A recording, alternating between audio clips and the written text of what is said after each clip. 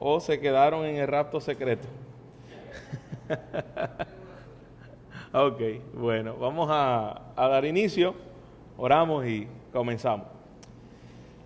Padre, gracias por esta noche. Venimos, Señor, a ser instruidos en tu palabra y en un tema tan importante, Señor, como lo es el tema de tu segunda venida, Señor, donde hay tantas interpretaciones, especulaciones. Nosotros queremos ser informados por tu palabra de lo que tú dices, Señor, acerca de este tema.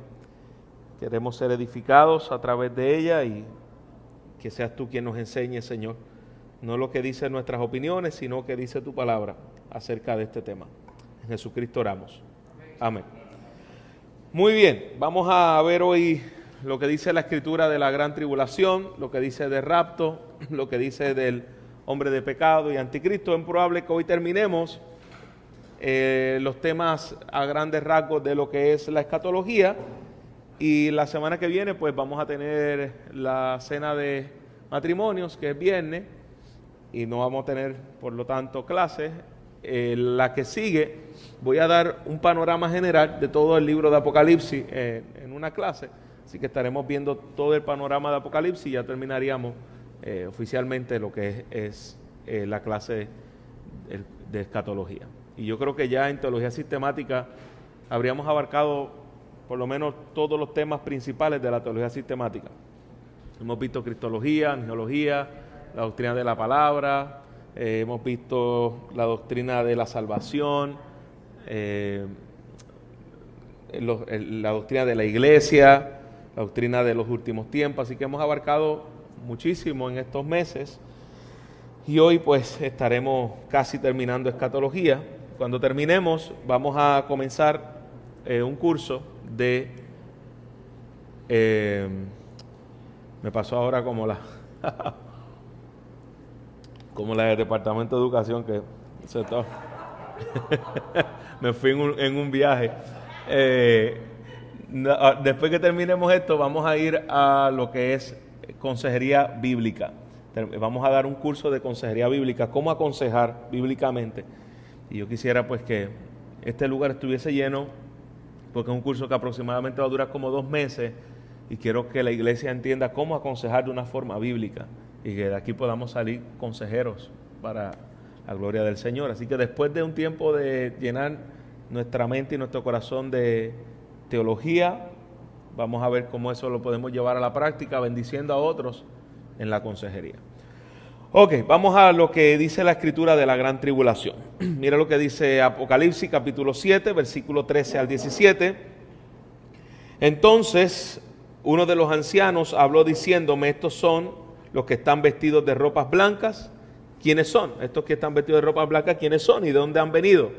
Yo les dije: Señor, tú lo sabes. Y él me dijo: estos son los que han salido de la gran tribulación y han lavado sus ropas y las han emblanquecido en la sangre del Cordero. Pero por esto están delante del trono de Dios y les sirven de día y de noche en su templo.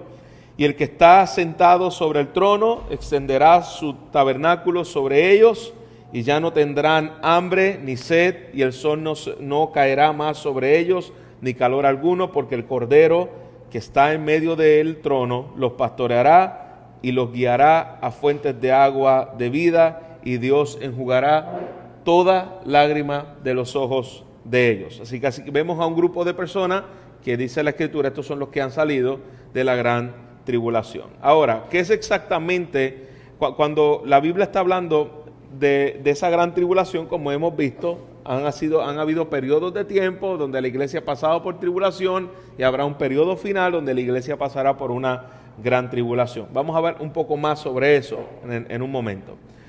Sobre el tema de rapto, que es exactamente lo que enseña la Biblia acerca del rapto, algunos le llaman rapto secreto. Nosotros no creemos en el rapto secreto.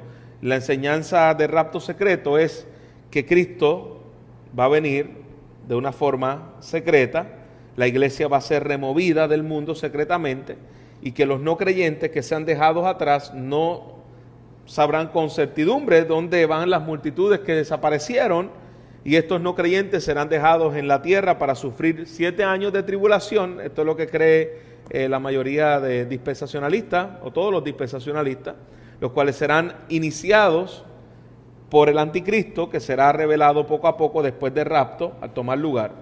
Y la profecía de 7 años, de los 7 sellos, las 7 trompetas y las 7 copas del libro de Revelación serán cumplidas durante esa gran tribulación.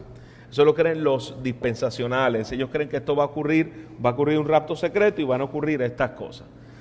Ahora, ya les dije anteriormente, ¿de dónde sale esto? Esto es un apogeo donde creen la mayoría de las iglesias esto. Tim LaHaye y Jerry B. Jenkins son los autores de la novela Dejados Atrás, la película Dejados Atrás, que incluso hasta guapa, yo creo que en un momento dado la dio. Una película de ficción popular, y como dijo alguien, lo único que se dejó atrás en esa película fue la Biblia, porque todo lo que se hizo no necesariamente es en base a lo que la palabra de Dios dice. Es tan popular esa película que 4.5 millones de copias vendió. Tienen también libros, audios, cassettes que han sido vendidos. Tiene su propio sitio de internet, una serie separada, Dejados Atrás, para niños, una película que ha sido hecha basada en los primeros 2 libros de Dejados Atrás, y tienen la última que ellos sacaron, que es como la más moderna, La Fuerza de la Tribulación. La fuerza de la tribulación, el rapto, sí, correcto. Ahora, ¿cuándo será? ¿Qué dice la Biblia? Eso es lo que dice Tim LaHaye, eso es lo que dice la doctrina dispensacional por autores como les dije, de la Biblia Scofield, como lo dice el autor del dispensacionalismo y Wrighty, entre otros. Pero ¿qué dice la Biblia acerca de la venida del Señor? Mira lo que dice la Escritura. Algunos creen que ocurrirá 7 años antes del fin, como les dije, del mundo. Otros creen, dentro de los dispensacionales, el rapto. Otros creen que será 7 años, o durante esos 7 años, a la mitad de esos 7 años, ahí será la final tribulación, y al final de la gran tribulación, el día postrero. Pero el Señor dice claramente, el día y la hora nadie la sabe. Eso es lo que vemos, ni aun los ángeles del cielo, sino solo mi Padre. Hechos capítulo 1, versículo 10 al 11, y estando ellos con los ojos puestos en el cielo, entre tanto él se iba, y aquí se pusieron junto a ellos 2 varones con vestiduras blancas, los cuales también dijeron, varones Galileos, ¿por qué están mirando al cielo? Este mismo Jesús que ha sido tomado de vosotros al cielo, así vendrá como la habéis visto ir al cielo. Es decir, esa venida segunda no será una venida secreta, porque cuando él se fue, no fue de una manera secreta. Dice que puesto los ojos entre ellos, tanto que se iba, se pusieron junto a ellos con vestiduras blancas, los cuales también dieron valor y caridad porque están mirando al cielo. Es decir, la ida fue física, ellos vieron cuando Jesús se fue. Y de la misma forma que Jesús se fue, dice, así vendrá como lo habéis visto ir. Así que no dice que Jesús va a regresar por segunda vez de una forma secreta. Dice que va a ser de una forma de la misma manera que él se fue. Hebreos capítulo 9, versículo 28.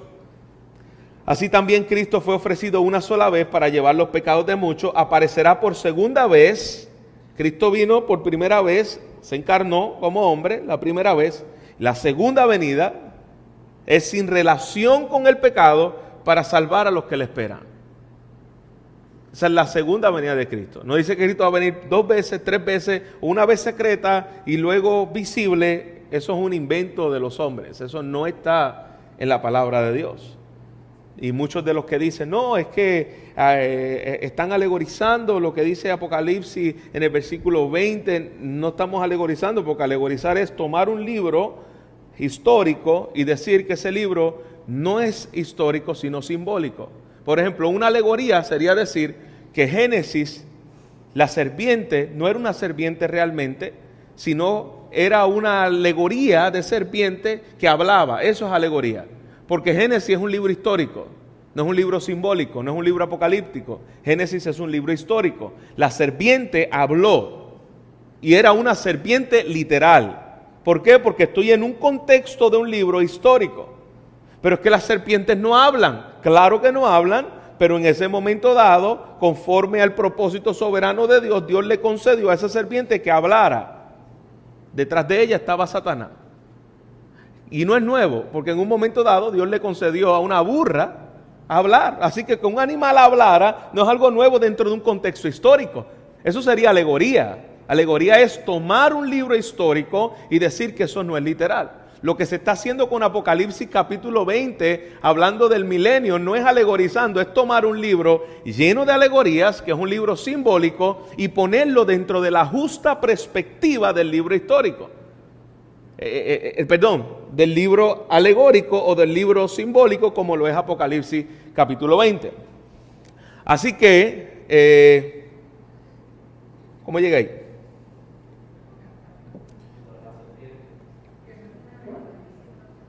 ¿Cómo llegué a la alegoría?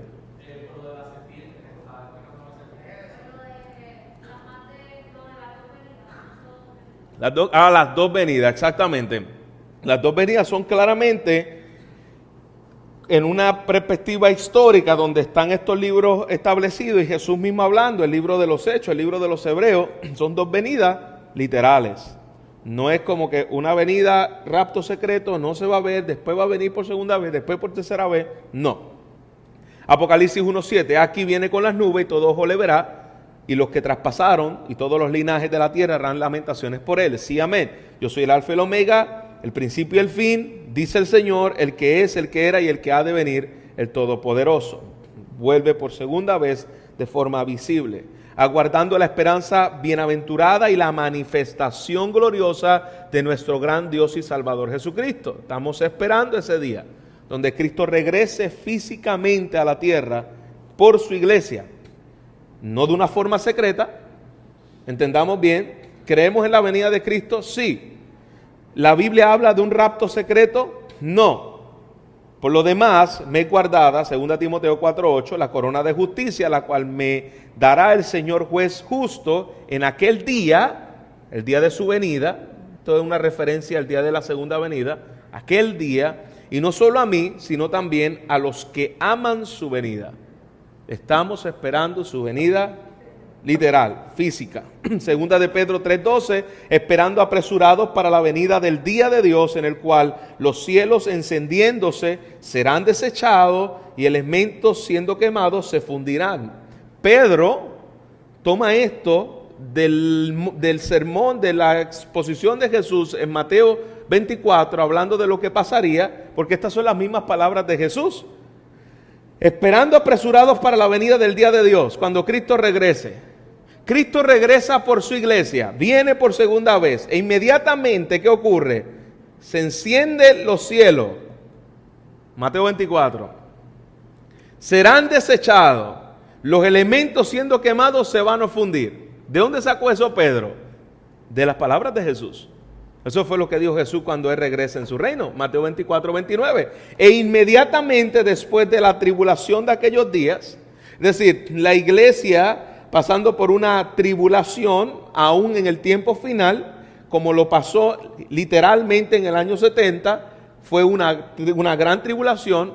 La iglesia ha seguido pasando por gran tribulación y pasará una última tribulación. E inmediatamente después de la tribulación de aquellos días, inmediatamente, lo mismo que dice Pedro, el sol se va a oscurecer, la luna no dará resplandor, las estrellas caerán del cielo, las potencias de los cielos serán conmovidas. Eso es inmediatamente después de la venida de Cristo. Ahí no habla de un lapso de periodo de 1000 años, después de la segunda venida, que pasan 7 años. No, las potencias de los cielos serán conmovidas. Entonces aparecerá la señal del Hijo del Hombre en los cielos. Y entonces se lamentarán las tribus de la tierra y verán. Aquí yo no veo una venida secreta. Y verán al Hijo del Hombre viniendo sobre las nubes del cielo con poder y gloria. Cristo regresa de una forma visible.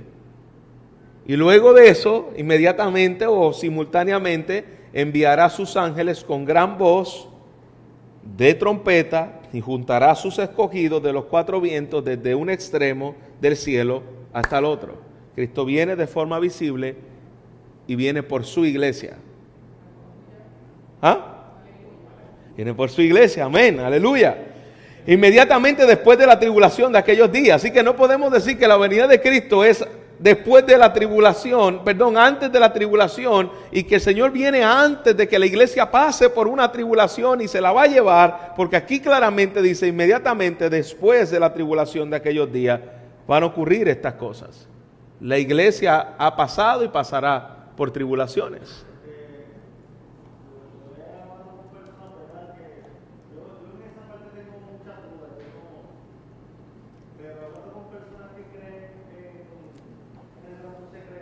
Uh-huh. Y usa mucho Lucas 17, 34 para adelante, que dice que en ese día el quebranto de la cama no será llevado, no se quedará bajo el pecado, no será tomado. Ese texto yo lo uso para defender el culto del brazo secreto. Uh-huh. Que no tiene nada que ver con la venida de Cristo. Es decir, Jesús, yo tengo que predicar Mateo 24 para hablar sobre ese tema punto por punto, porque a Jesús le hace una pregunta y él la divide en tres. Le pregunta qué va a pasar con Israel, le pregunta cuándo va a ser el fin de los tiempos y cuándo va a ser su segunda venida. Jesús está explicando tres preguntas que iban a ser totalmente diferentes. Primero le contesta qué iba a pasar con los israelitas. Inmediatamente, ¿qué va a pasar con los israelitas? Van a estar durmiendo dos. Cuando venga lo que pase, que vino en el año 70, estarán durmiendo dos. Unos huyan a las azoteas. Eso ya se cumplió. Eso no es algo que nosotros debemos esperar. Las que están embarazadas, vayan a otro lado, porque lo que venía a ellos en ese momento iba a ser inminente, y eso ya pasó. Es decir, ese momento donde estarán unos en el campo, uno será tomado, eso ya pasó. Dentro de la escatología que podemos ver que en el año 70 estaba hablando a esa específicamente generación. Entonces, ahí yo entiendo, obviamente el dispensacional dice que eso no ha pasado, que eso es algo que va a pasar, pero cuando tú ves el contexto inmediato, no hay forma que esté hablando ahí a una generación futura dentro de ese contexto, porque ahí está hablando, huyan a lugares específicos de ese lugar. Entonces, estamos hablando ahora, si eso fuera para ahora, eso no nos incluiría a nosotros en ninguna parte. A las que están embarazadas, las que estén acá, huyan acá, huyan a la azotea. Pero tendríamos que ir, que eso es una predicación, yo prediqué Mateo 24 en 3 sermones. Fuimos punto por punto, expositivamente, y lo podemos ver. Pero sí, es una posición dentro del dispensacionalismo que cree, que toma esos versículos, que piensan que uno estará en el campo, uno será dejado, otro será tomado, y lo aplican como si eso es algo futurista. Y Mateo 24, hay cosas que son del futuro, hay cosas que fueron inmediatos que iban a ocurrir. La abominación desoladora, eso ya ocurrió, ¿me entiendes? Ya eso pasó para el tiempo de Nerón, eso no es algo que debemos esperar. Lo que no pasó es esto. ¿Y por qué eso no ha pasado? Porque claramente dice, entonces aparecerá la señal del Hijo del Hombre en el cielo. Eso no ha pasado. Lo de las potencias y las lunas y el sol y todas estas cosas, eso no ha pasado. Esperamos esa segunda venida, que en ese aspecto nos unimos, y la escuela amilenial en ese aspecto sería preterista parcial, porque hay cosas que ya en Mateo 24 sí se cumplieron. Con lo que corresponde a la segunda venida, lo esperamos todavía. Y verán al Hijo del Hombre viniendo en las nubes, eso lo esperamos del cielo con poder y gloria. Juan, es necesario que a través de muchas tribulaciones entremos en el reino de Dios. Así que la tribulación no es algo que Dios nunca dijo que la iba a quitar de la iglesia, y que iba a quitar a la iglesia de la tribulación. Nunca Dios prometió eso. Nos gloriamos, dice Pablo, en las tribulaciones. Bendito sea el Dios y el Padre de nuestro Señor Jesucristo, el cual nos consuela en todas nuestras tribulaciones, para que podamos consolar a los que están en tribulación. Nos gloriamos por vuestra paciencia y fe en todas vuestras persecuciones y tribulaciones que soportáis. Estos son los que han salido, Apocalipsis 7:14, de la gran tribulación. Juan se identifica con los cristianos perseguidos, a quien dirige precisamente su libro, y declara copartícipes en Apocalipsis 1:9 en la tribulación. Así que la iglesia a través de todos los siglos ha pasado, está pasando y pasará por persecuciones. No hay ninguna promesa de parte de Dios que diga que nos va a librar de tribulaciones en esta vida. No existe. De que nos va a librar de la ira de Dios, claro, ya lo hizo en Cristo. Y nos va a librar del día de la ira, claro. Pero de la tribulación en este mundo, no. Mateo 28:20, enseñándoles que guarden todas las cosas que os he mandado. Y aquí dice, y aquí yo estoy con ustedes todos los días hasta el fin del mundo. Y esta frase es importante. Él no dice que va a estar con nosotros hasta un periodo de tiempo.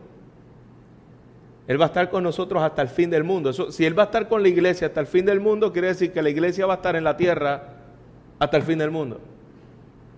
Hasta antes que llegue el día del fin del mundo, la iglesia va a estar sobre la tierra.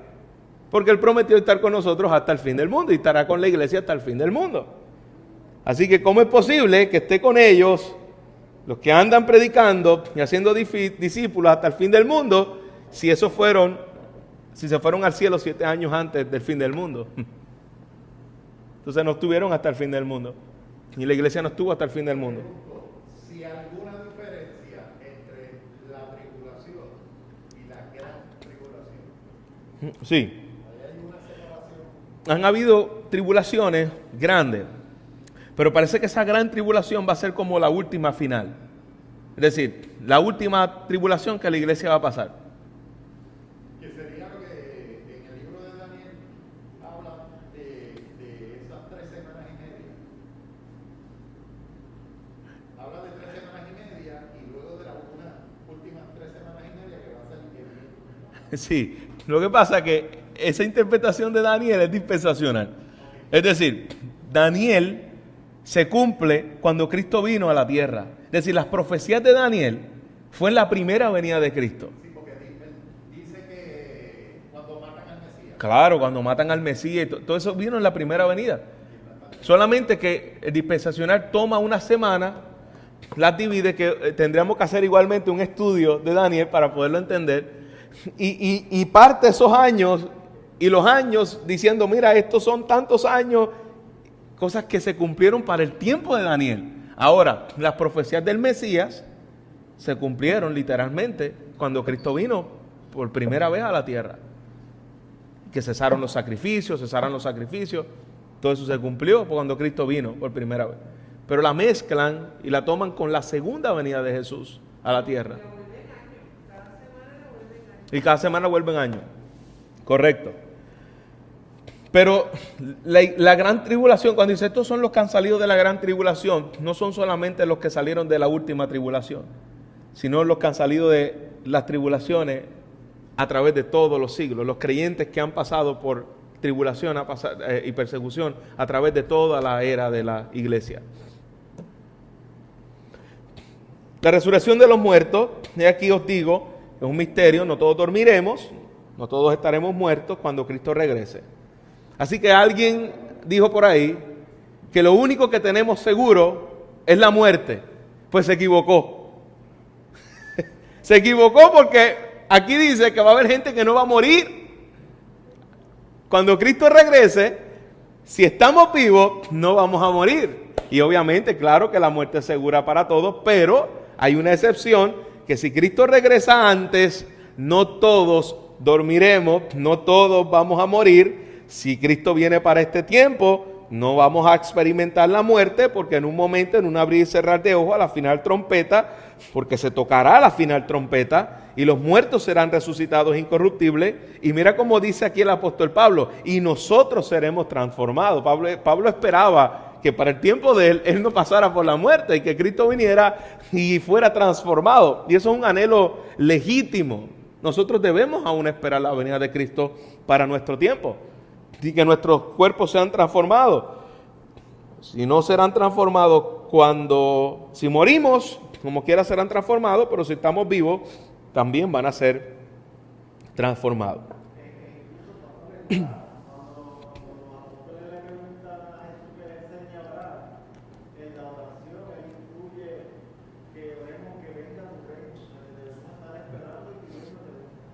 Claro. Usted se imagina eso, hermano, cómo debe ser ese momento donde tú no experimentes muerte.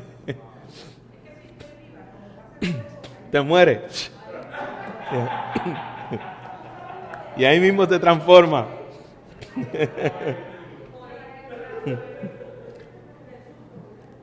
Porque el Señor mismo, dice la Escritura, con voz de mando, con voz de arcángel, con trompeta de Dios, descenderá del cielo y los muertos en Cristo resucitarán primero. Cuando Cristo regrese, los muertos se le darán esos cuerpos glorificados.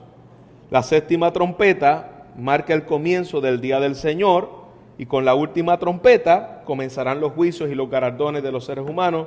Después pasaremos a la eternidad. ¿Dónde sacamos eso? De la palabra.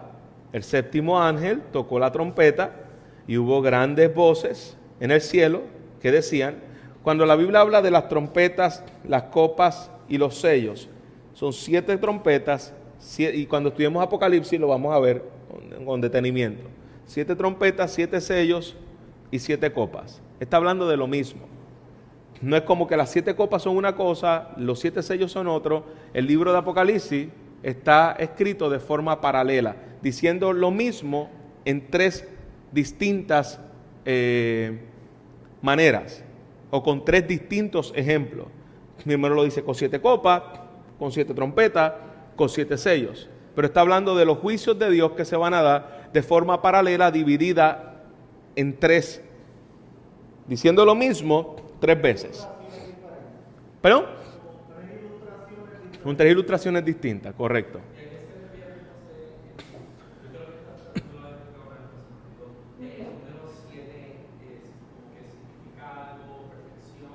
Es plenitud, la plenitud de las cosas, plenitud. Y cuando estudiamos Apocalipsis lo vamos a ver. Pues el séptimo ángel, otra vez, el séptimo ángel tocó la séptima trompeta, y los reinos del mundo han venido a ser del Señor y de su Cristo, y reinará por los siglos de los siglos. Fíjate, última trompeta, decir, cuando el Señor regrese por segunda ocasión, reinará por los siglos de los siglos. Y los 24 ancianos estaban sentados delante de Dios en su trono y se postraron sobre su rostro y adoraron a Dios diciendo, te damos gracias, Dios Todopoderoso, el que eres, quien eras y quien has de venir, porque has tomado tu gran poder y has reinado, es decir, el reinado eterno establecido para siempre.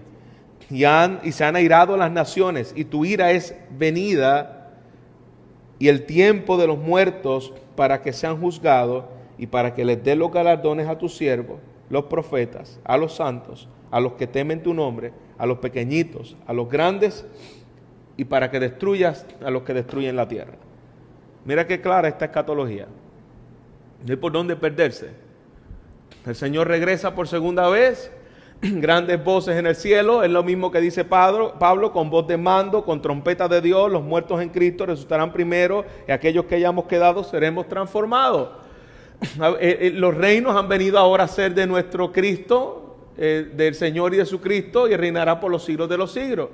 24 ancianos estaban sentados en su trono, se postraron sobre su rostro y adoraron a Dios diciendo, te damos gracias, Señor Todopoderoso, el que eres, que era, el que eres, el que eras y el que ha de venir, porque has tomado tu gran poder y has reinado. El juicio y la ira de Dios sobre las naciones vienen sobre ese momento. Los muertos van a ser juzgados y viene también el juicio y el galardón para aquellos que le sirvieron al Señor, los profetas y los santos. Y luego se destruye esta tierra y se acabó el evento. Luego Dios glorifica esta tierra y luego dice el capítulo 21 que vi la gran Jerusalén descender del cielo como una esposa ataviada y estaremos con él para siempre.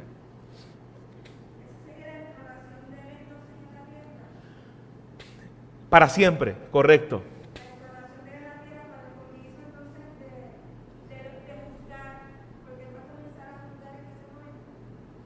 El juicio no dice que va a ser en la tierra. Porque dice que para que sean juzgados y para que le deje el galardón a tus siervos los profetas. Ajá. Pero ya está entronado, porque ya le han dicho. Correcto. Han venido a ser de nuestro Señor y de Cristo. Ajá. Y él reinará por los siglos. Están entronados de la Ajá.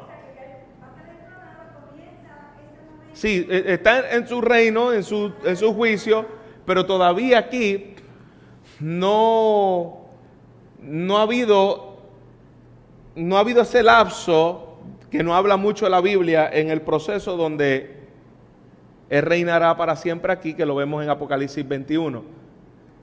Entonces, en realidad entiendo que esto todavía no se da aquí en la tierra, sino que esos juicios son antes en el trono donde está ahora Cristo, antes de venir a la tierra glorificada.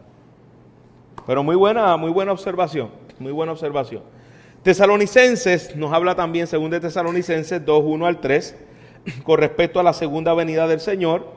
Dice Pablo, y nuestra reunión con Él, ok, Pablo también entonces ahora está hablando, escatología. Os rogamos, hermanos, que no os dejéis mover fácilmente de vuestro modo de pensar, ni os conturbéis, ni por espíritu, ni por palabra, ni por carta, como si fuera nuestra, en el sentido de que el día del Señor está cerca. Parece que ya había gente para el tiempo de Pablo que decía que eso no había pasado o ya pasó. Y Pablo dice, cuidado, no te dejes engañar ni por carta como si fuera mía, en el día del Señor está cerca, nadie os engañe en ninguna manera, porque no vendrá sin que antes la apostasía y se manifieste el hombre de pecado, el hijo de perdición. Y ya vamos a ver qué es eso, porque eso es una de las grandes interrogantes. ¿Qué es el hombre de pecado y qué es el hijo de perdición? Y si aquellos días no fueren cortados, nadie se salvaría, y por causa de los escogidos aquellos días serán acortados. Y Él enviará a sus ángeles con una gran trompeta y reunirá a sus escogidos de los cuatro vientos, desde un extremo de los cielos hasta el otro. Y no hará Dios justicia a sus escogidos que claman de día y de noche, se tardará mucho en responderse. Es decir, esto es una venida inminente. Cristo regresa por su pueblo escogido por gracia.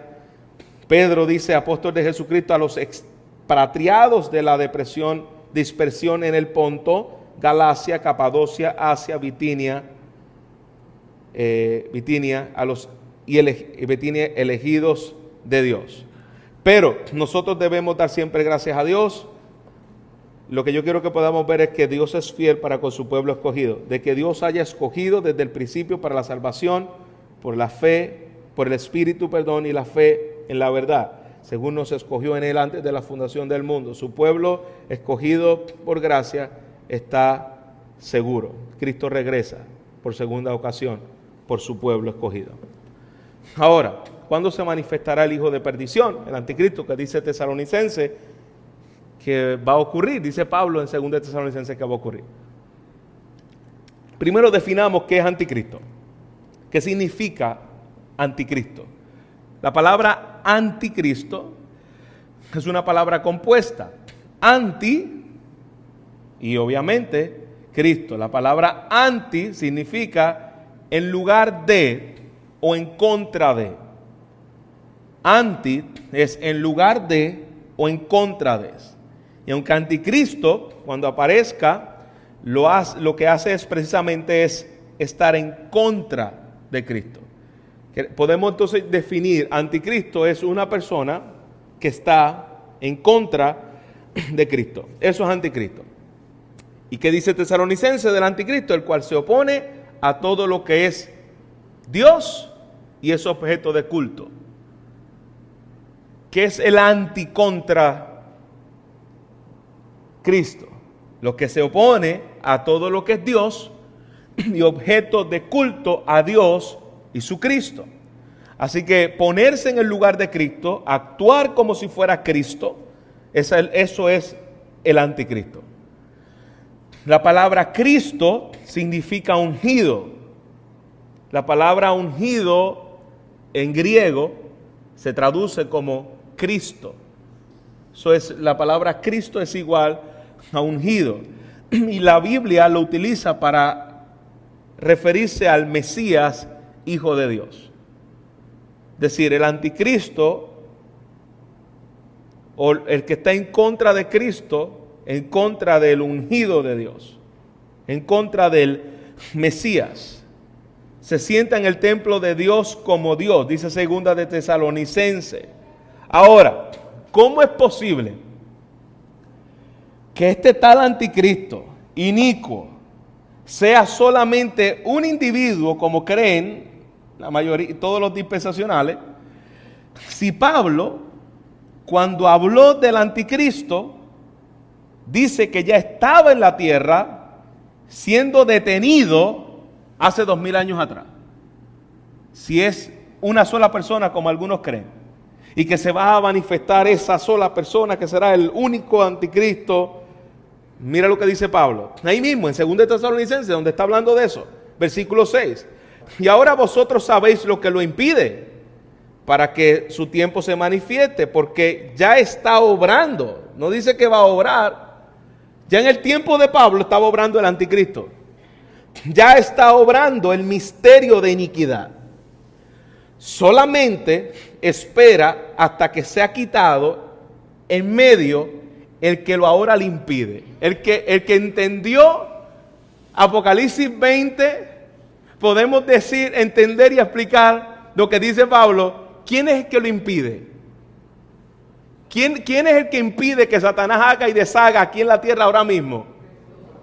Dios mismo, Cristo. Cristo ató a Satanás. ¿Está conmigo? Cristo ató a Satanás.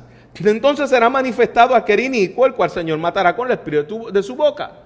Recuerda que dice que será atado por 1000 años y después será soltado. Dios le dará todavía un tiempo donde va a haber una persecución final sobre la iglesia.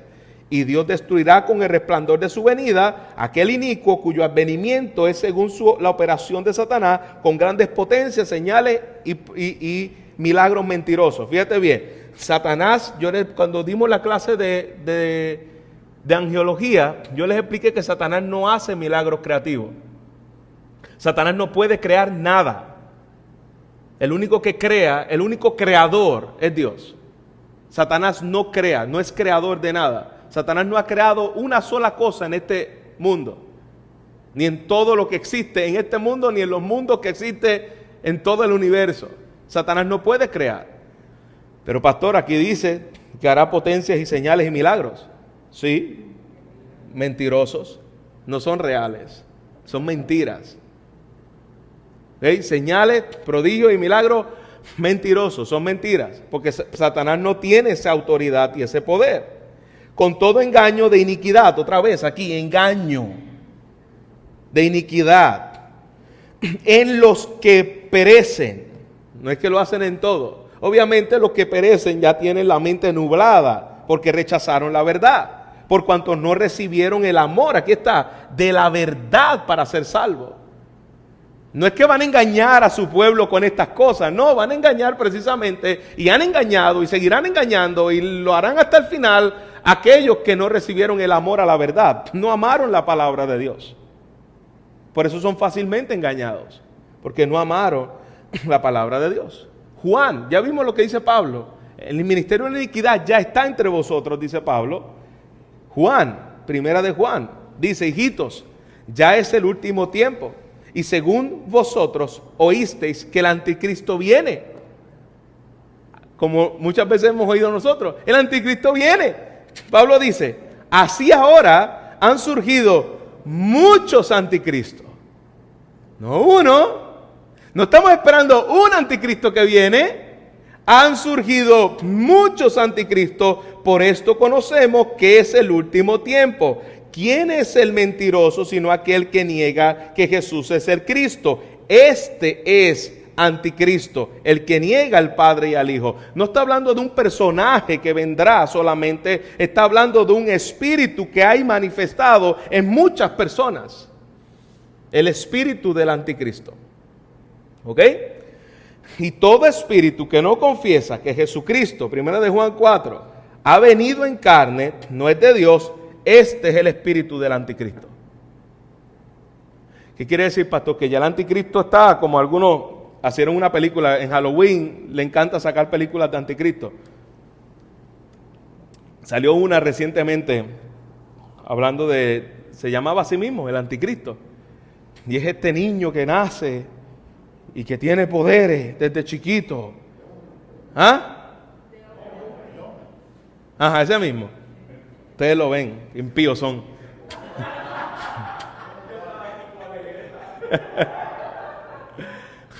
Yo vi un poquito también. Incluso yo creo que yo fui al cine porque ya sos viejitos. Ya sos viejitos. Pues está este que crece y se vuelve el anticristo y de momento se vuelve un líder político y ese es el anticristo. Y eso es lo que la gente entiende porque la gente no lee la Biblia. Entonces la gente piensa y está esperando un personaje, e incluso aquellos que leen la Biblia aún esperan y lo interpretan como un personaje de gobierno, un personaje religioso. Para el tiempo de la Reforma, Lutero decía que el Papa era el anticristo. Y estaba diciendo mentira Lutero. No, estaba diciendo la verdad. El Papa es anticristiano, porque está en contra del Cristo de las Escrituras. Es anticristiano y es usado por el espíritu del anticristo, al cual vosotros habéis oído que viene y que ahora ya está. Aquí está, hermanos. Ya está en el mundo. Así que el anticristo no debe ser y no es un personaje que ha de venir. El anticristo es un espíritu que se manifiesta en todos aquellos que se opone al Cristo de las Escrituras y que ya está desde el tiempo de Juan operando, está en acción. No ha de venir. Porque muchos engañadores, hablando del mismo tema, segunda de Juan, muchos engañadores han salido por el mundo que no confiesa que Jesucristo ha venido en carne. Esto es anticristo. Hermano, los musulmanes son anticristos. Los mormones son anticristos aunque usan el nombre de Cristo. Porque no creen esto precisamente. Quien esto hace es el engañador, quien está de todas estas falsas filosofías de pensamientos anticristianos. Quien hace esto es el engañador. ¿Y quién? Y anticristo.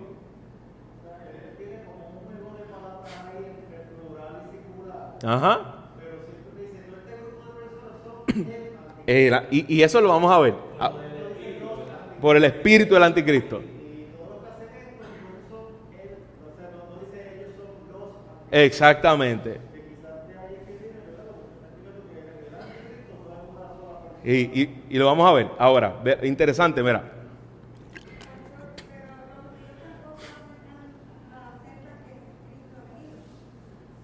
Por lo menos algunos judíos, ¿sí? los judíos ortodoxos que no han creído en el Mesías, pero hay muchos judíos que han creído en el Mesías. Sí, y los judíos son anticristos también. Es decir, todos aquellos que se oponen y que dicen que Cristo no vino, son anticristos. Claro, mataron al Cristo vivo aquí en la tierra.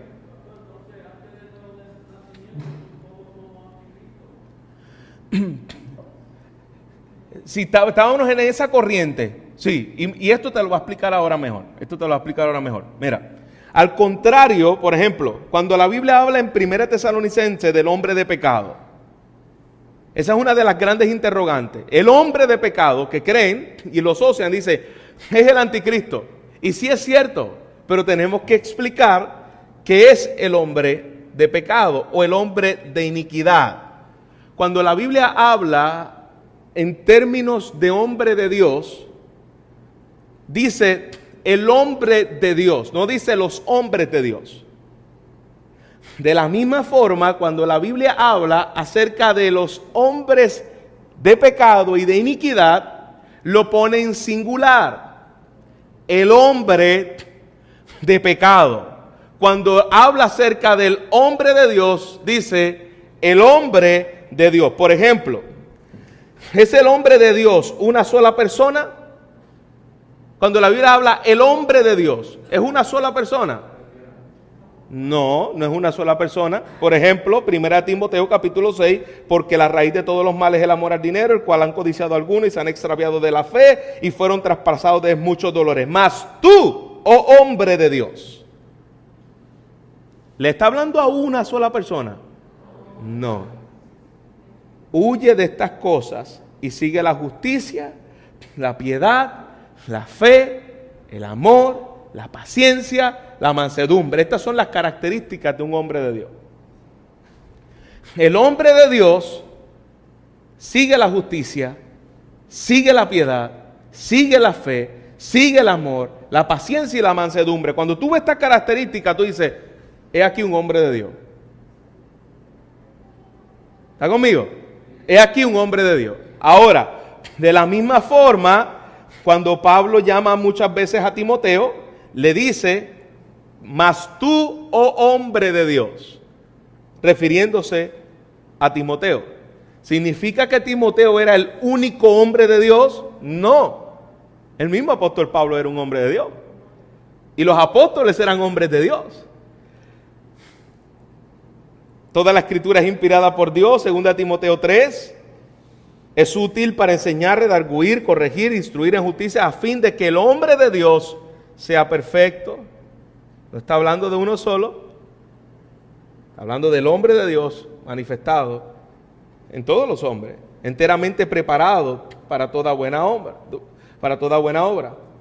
Ahora, cuando Pablo habla ahora del hombre de pecado, el hombre de pecado habla precisamente que en los posteros días, estas son las características del hombre de pecado.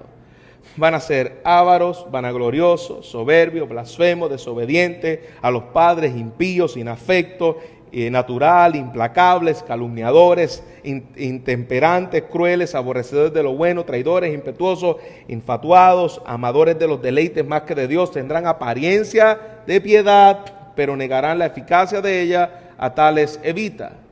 Esto es el hombre de pecado, esto es un hombre de pecado, un hombre que no es de Dios. Ahora, 2 de Tesalonicenses, volvamos a ello, versículo 2. Porque ya está en acción el misterio de la iniquidad, solo que al presente hay quien lo detiene. Vamos a avanzar, vamos a ir al 9 directamente, que es el versículo que quiero que veamos, hablando acerca, versículo 8, y entonces se manifestará aquel inicuo. De la misma forma que Pablo habla del hombre de Dios y de piedad, de la misma manera habla del hombre de pecado, inicuo, contrario a la piedad que caracteriza al hombre de Dios, a quien el Señor matará con el espíritu de su boca y destruirá con el resplandor de su venida, inicuo, cuyo advenimiento es por obra de Satanás, con gran poder, señales, prodigios mentirosos, con todo engaño de iniquidad. Esto es lo que caracteriza al hombre de iniquidad. Esto es lo que caracteriza al hombre de pecado. ¿Está conmigo? La misma forma que el hombre de Dios tiene unas características, el hombre de pecado tiene unas características. El hombre de pecado no es otra cosa que la manifestación satánica que siempre ha existido desde la edad presente de la iglesia y ha estado operando contra ella por medio de su ministro, en contra de la iglesia, en contra de la verdad. Y esa referencia a lo que detiene tiene que ver con la detención que hizo Dios al diablo, donde lo ató en la cruz. Todavía está restringido, pero el hombre de pecado ya está manifestándose desde hace tiempo contra la iglesia. Y se ha seguido manifestándose y se seguirá manifestándose. Apocalipsis 20. Fue atado para que no engañase más a las naciones hasta que fueran cumplidos los 1000 años. Después de esto, debe ser desatado por un poco de tiempo. Y vi tronos y sentados sobre ellos los que recibieron facultad de juzgar, las almas de los decapitados por causa del testimonio de Cristo y la palabra, los que no habían adorado a la bestia ni a su imagen, que no recibieron las marcas de su frente ni en sus manos, y vivieron y reinaron con Cristo por 1000 años. El pueblo de Dios y los hombres de Dios que permanecieron fiel a Dios, aquellos hombres de iniquidad que permanecieron fiel, representados en este libro simbólico por una marca en la frente y en sus manos, pensamiento y acción, son los que pertenecen a este espíritu del anticristo. ¿Ok? Característica del hombre de pecado. Nadie os engañe en ninguna manera, porque no vendrá sin que antes venga la apostasía y se manifieste el hombre de pecado, hijo de perdición. ¿Cuáles son las características del hombre de pecado? se opone y se levanta contra todo lo que se llama Dios o es objeto de culto.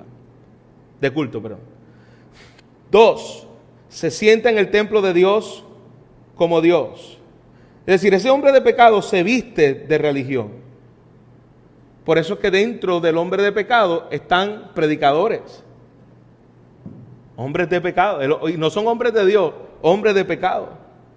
Se sienta en el templo de Dios. Iglesia, ¿cuál es el templo de Dios? Cuando Pablo está escribiendo esto, el templo no existía. ¿Quién es el templo de Dios? La iglesia. Exactamente. Está tomando el lugar de la iglesia, haciéndose pasar por Dios.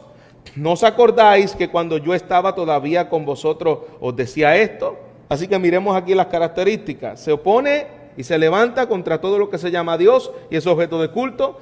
2, se sienta en el templo de Dios como Dios, haciéndose pasar por Dios, es decir, toma apariencia de piedad, toma apariencia, no es lo que vimos en las características de segunda de Timoteo, inicuo, aborrecedores de los padres, que tendrá apariencia de piedad, mas negará la eficacia de ella. Lo mismo, inicuo cuyo advenimiento es por obra de Satanás. Es decir, lo que está haciendo no viene necesariamente como parte de Dios, sino que se le fue dado poder engañoso y lo que está haciendo lo está haciendo por Satanás. Quien está detrás de todos estos falsos maestros, quien está detrás de todo una persona que se viste de piedad y no es creyente, no es Dios, es Satanás. Con gran poder y señales y prodigios mentirosos. Eso es característica de este hombre de pecado. Y con todo engaño de iniquidad.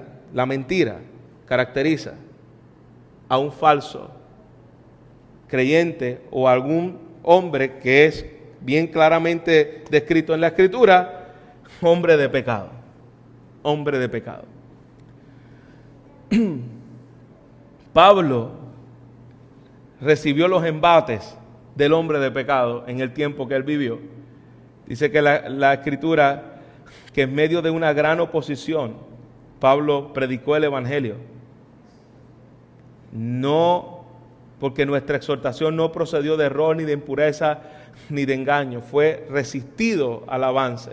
Así que el hombre de pecado se va a oponer. Se va a oponer a la iglesia, se va a oponer a Dios, se va a oponer a la sana doctrina, se va a oponer a todo aquello que huela a Cristo. Y esto apenas comienza, hermano. El hombre de pecado ha atacado a la iglesia fuertemente, pero esto apenas comienza. Estos ataques cada vez se van a intensificar más. El hombre de pecado no es como que, ok, está atado, pero Dios está Satanás atado, sí, pero sigue habiendo oposición y va a haber una oposición magna, una oposición última, final, sobre la iglesia del Señor. Se va a levantar contra todo lo que se enseñe bíblicamente. Este es el hombre de pecado, ministerio de iniquidad en acción. Ahora mismo nosotros estamos al borde de ver esto manifestarse en los próximos 20 años como nunca.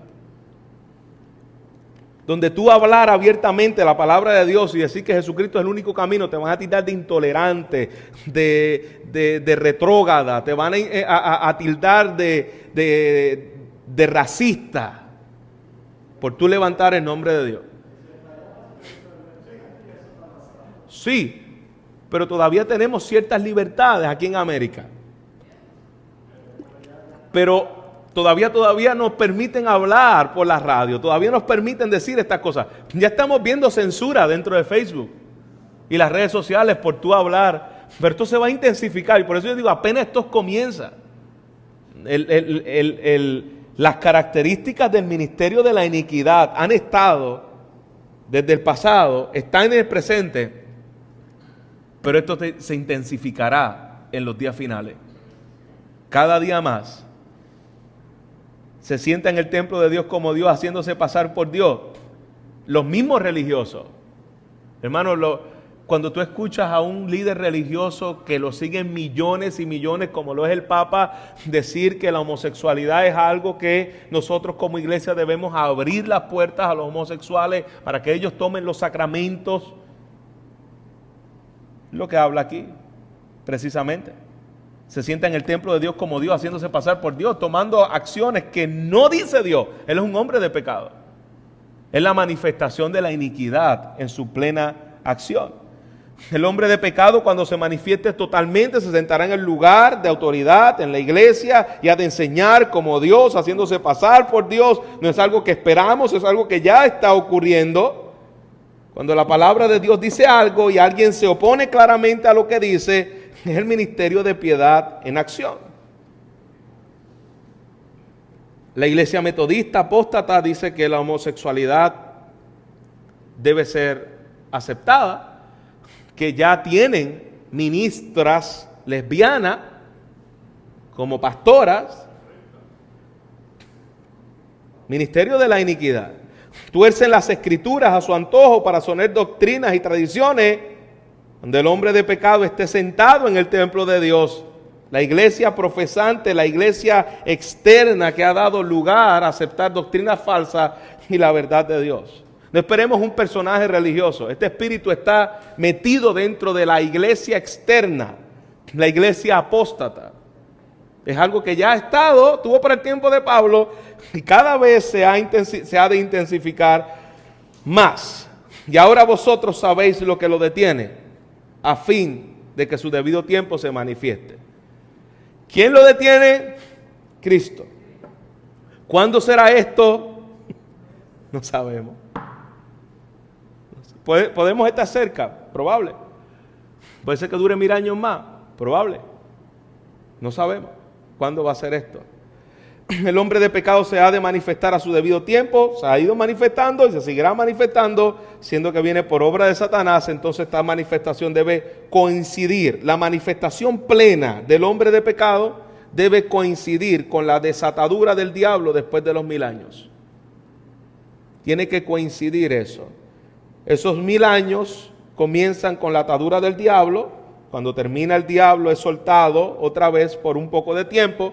Si Cristo ató al diablo en su primera venida, entonces el milenio es la era presente de la iglesia para predicar, saquear la casa del hombre fuerte, lo que hizo ya Cristo, y una vez esta obra de salvación sea completada, Satanás será suelto para que engañe a las naciones.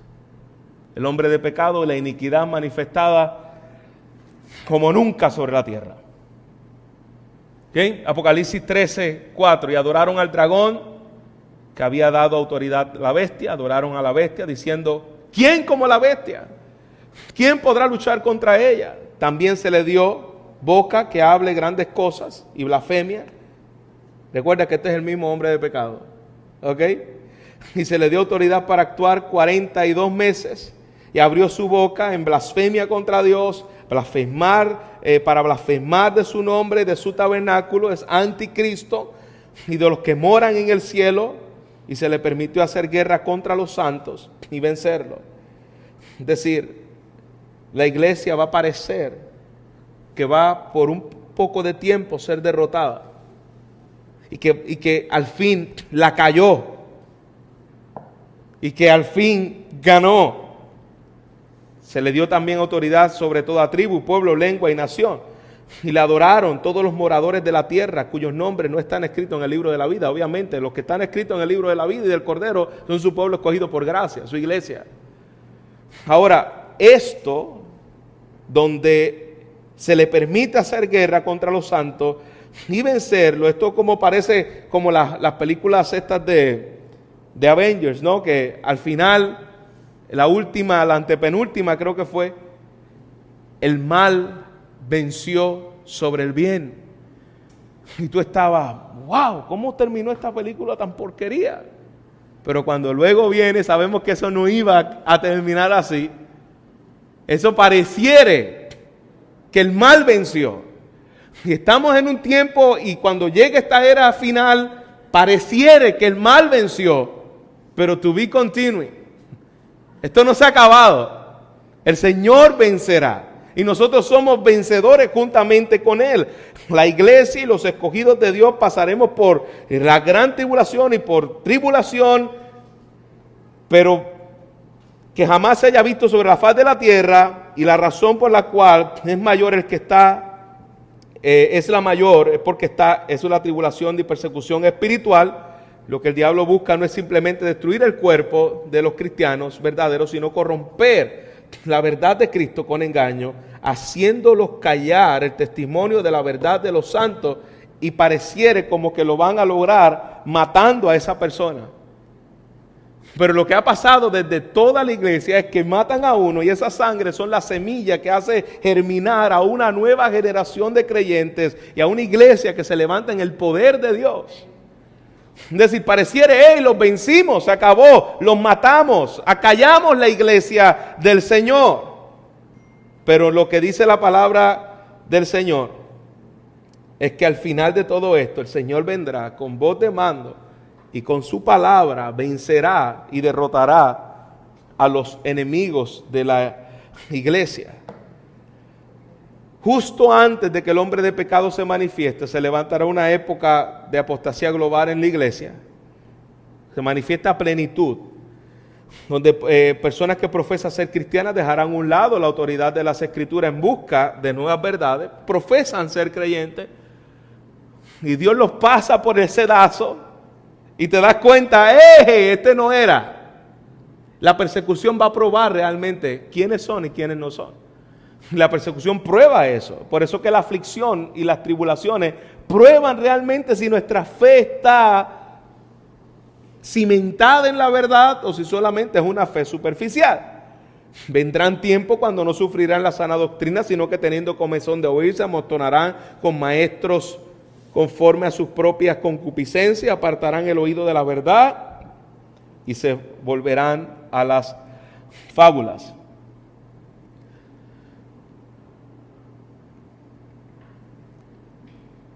Los resultados que el hombre de pecado se manifieste será la guerra final entre los hijos de Dios y los hijos del diablo. Los hombres de Dios versus el hombre de pecado. El hombre de Dios versus el hombre de pecado. Como le dije, persecución más grande que jamás se ha visto sobre la tierra. El diablo arremetiendo contra toda su fuerza engañadora contra la iglesia profesante, y ataca de esa manera la verdad, la verdadera doctrina, los verdaderos creyentes, venciéndolos para que nadie escuche la verdad, y esa es la abominación desoladora. Se toman el lugar de Dios, la iglesia es callada, la voz de Dios ya no es predicada.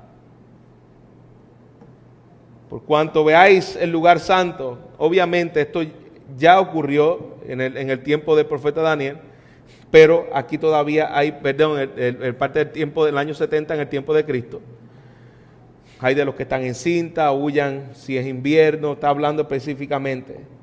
Y si aquellos días no fueran acortados, nadie será salvo, mas por causa de los escogidos aquellos días serán acortados. No quiero entrar en este tema porque hay muchas variantes ahí que no voy a entrar. ¿Cuál será el fin del hombre de pecado? Aquí está la victoria asegurada.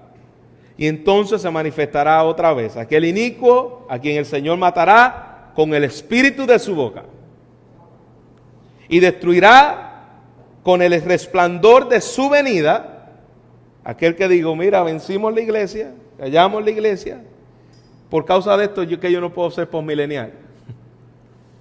El postmilenial cree que esto va a ser triunfo final, la iglesia venciendo, y sí creemos que al final la iglesia va a vencer, pero aquí habla acerca de un periodo donde la iglesia es atacada, donde el inicuo intentará y el hombre de pecado callar la iglesia, pero el Señor se ha de manifestar y matará con el espíritu de su boca, destruirá con el resplandor de su venida, inicuo cuyo advenimiento es por obra de Satanás, con gran poder y señales y prodigios mentirosos, con todo engaño de iniquidad para los que se pierden, por cuanto no recibieron el amor de la verdad. Por esto Dios les envía un poder engañoso para que crean la mentira, a fin de que sean condenados todos los que no creyeron la verdad, sino que se complacieron con la injusticia.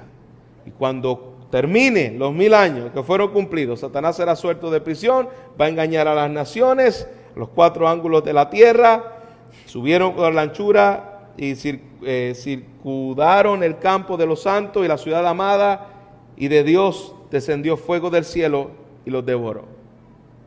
Dios vence sobre el mal, porque es justo delante de Dios pagar con tribulación a los que os atribulan, y a vosotros que sois atribulados dará reposo con nosotros cuando se manifieste el Señor Jesús desde el cielo con los ángeles en llama de fuego para dar retribución a los que no conocieron a Dios. Dios va a hacer justicia contra aquellos que han perseguido a la iglesia ni obedecen el evangelio de nuestro Señor Jesucristo, los cuales sufrirán una pena de eterna perdición, excluidos de la presencia del Señor y de la gloria de su poder. Y cuando venga en aquel día para ser glorificado en sus santos y ser admirado en todos los que creyeron, por cuanto nuestro testimonio han creído entre vosotros. Termino. Entonces, pastor, ¿quién es el anticristo? El anticristo es Satanás mismo, obrando su espíritu de engaño por medio de falsos ministros, falsos profetas en la iglesia y en todo aquello que se opone a Cristo, su nombre y su palabra. No es maravilla que el mismo Satanás se disfrace como ángel de luz, así que no es extraño también que sus ministros se disfrazan como ministros de justicia, cuyo fin será conforme a sus obras. ¿Ok? Espero que esto haya ayudado un poco de poder entender lo que es el anticristo, el hombre de pecado, la segunda venida. Y si usted difiere, estudie, lea y lea. Después que te leas por lo menos, después que te leas 8 libros del tema, acércate a mí y tráeme tu posición. ¿Ah? No, que no sea vago, que lea. Si quiere realmente entender bien, la escritura es clara. Yo no quiero enredarlos a ustedes. La escritura es clara. Yo creo que ustedes puedan ver claro conforme a la escritura. Si usted te enreda en pensamientos humanos, se te va a hacer un enredo en la mente y tú vas a decir, espérate, y comenzamos a sacar deducciones que no necesariamente están en las escrituras. La escritura es clara. Si se da cuenta, lo único que yo hice hoy, esta noche, fue sacar versículo tras versículo, tras versículo, tras versículo, tras versículo, y ver qué dice acerca del tema. Yo no dije, mira, fulano dijo, fulano menciona, fulano hace, fulano, sino que la palabra de Dios lo estamos viendo ahí. ¿Tienen preguntas, hermanos? ¿Alguna duda con respecto a este tema? Cuando veamos Apocalipsis en su totalidad, vamos a entender la forma en que está estructurado Apocalipsis, y cada una de estas simbologías, lo que representa. Nada de lo que está escrito en Apocalipsis no está en el Antiguo Testamento. Es decir, todo ese lenguaje completito está en el Antiguo Testamento. Gog y Magog se refiere a algo que pasó en el Antiguo Testamento. Las medidas de la ciudad de Jerusalén son las mismas medidas que está hablando acerca de la medida del templo, del tabernáculo en el Antiguo Testamento. Todos esos nombres que allí menciona, las medidas, son literatura antiguo testamentaria, que lo que está haciendo el Señor es trayendo una visión conforme a lo ya revelado para hablar sobre ese final. ¿Ok?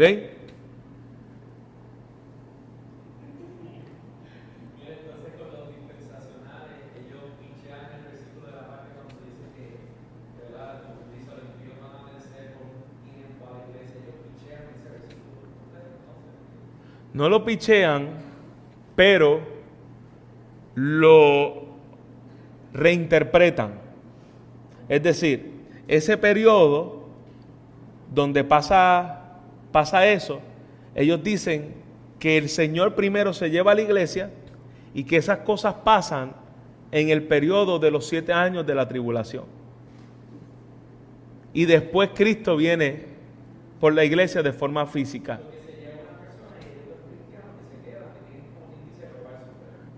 Algunos que estaban flojitos se quedan y tienen que probar fue un tipo de purgatorio. Sí. Sí mismo.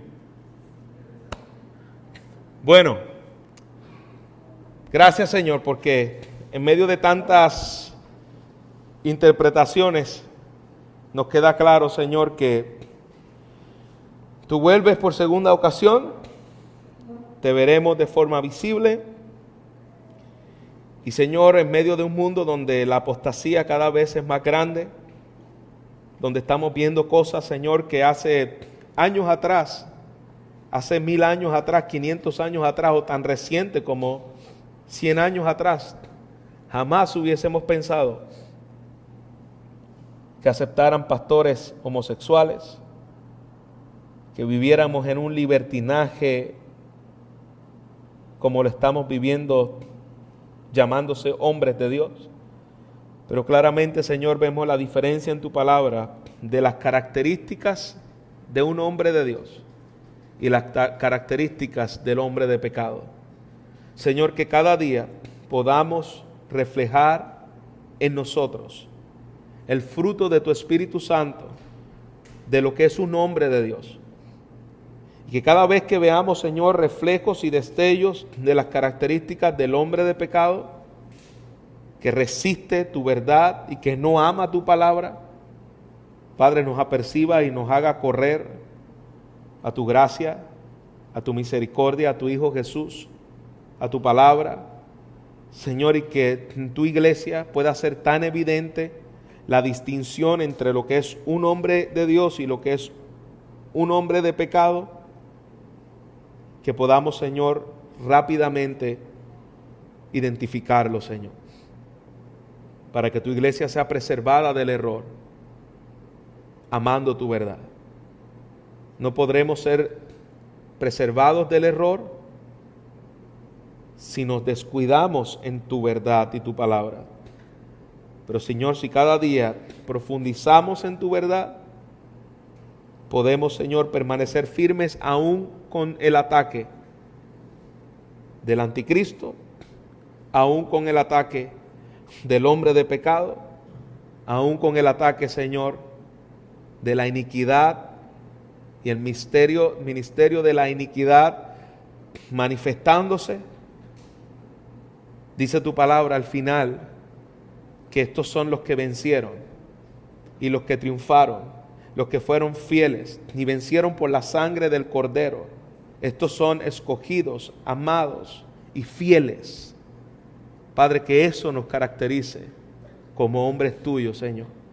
Que podamos hablar tu verdad como hombres de Dios en medio de una generación donde el hombre de pecado quiere prevalecer. Donde en medio de una generación donde el hombre de pecado quiere tomar el lugar que le corresponde solamente a tu Hijo, Señor. Levántanos, Señor, con fuerza, con denuedo, porque tus hijos, dice tu palabra, son fieles, escogidos y hemos vencido por la sangre del Cordero. Cristo oramos. Amén. Dios me los bendiga, mis hermanos.